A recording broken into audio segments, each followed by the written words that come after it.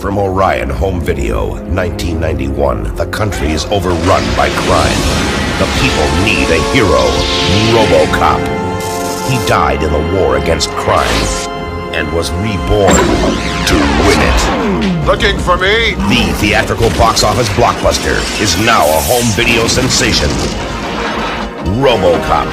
Get it on video cassette.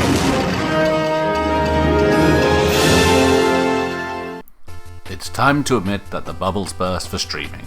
When it was just Netflix, it was great. All your favorite old TV shows and movies in one place. And you didn't have to get off the couch to put a disc in. Hollywood then got greedy and wanted their own Netflix. So now we have hundreds of streaming sites worldwide.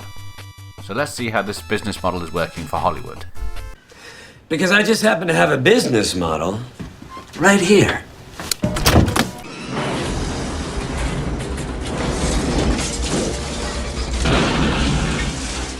This video is about Hollywood went from easy money. Come on. To Oh, I'm not sharing. Netflix, who are now a movie and TV studio, made a film called The Electric State, with a budget of somehow around $322 million, which no one knew about until probably after the February 24th, 2025 Los Angeles premiere.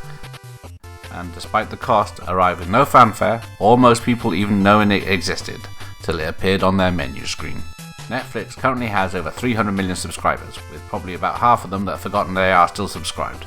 The reaction to this movie has been, it's okay, which isn't going to get people to subscribe. And if they did, it would be for the free month or a reduced rate.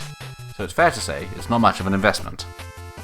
But if we compare this to 1987's Robocop, even with its R rating, it will show you how times have changed.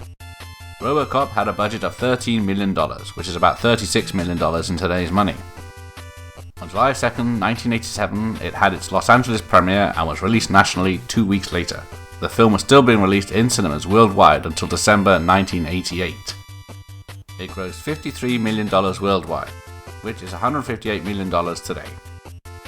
Robocop was then released on VHS in the US on January 28, 1988, priced at $89.98, which is $252 now, and had an estimated $24 million, $67 million, in sales. Robocop was a popular rental, peaking at number 1 in mid-March 1988. Rental demand outstripped supply. Estimates suggested that there was one VHS copy of a film per 100 households. The extended violent content that was removed from the US theatrical release was restored on the Criterion Collection Laserdisc, which included audio commentary by Verhoeven, Neumeier, and Davison. The uncut version of the film has been made on other home media releases. It was released on DVD by Criterion in September 1998. In June 2004, the DVD version was released in a trilogy box set with Robocop 2 and Robocop 3. This edition featured featurettes about the making of the film and Robocop design.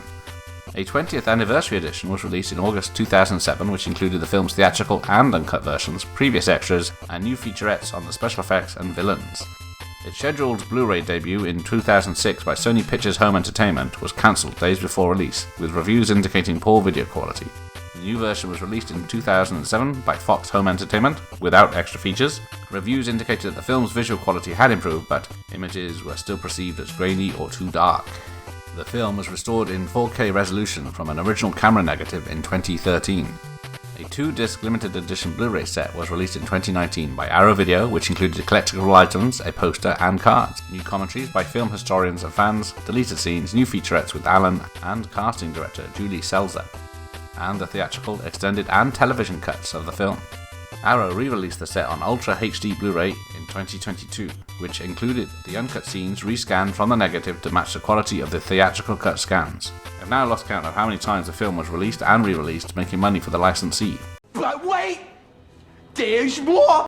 Robocop was considered easier to merchandise than any other R-rated films, and despite its violent content, its merchandise was targeted at a younger audience.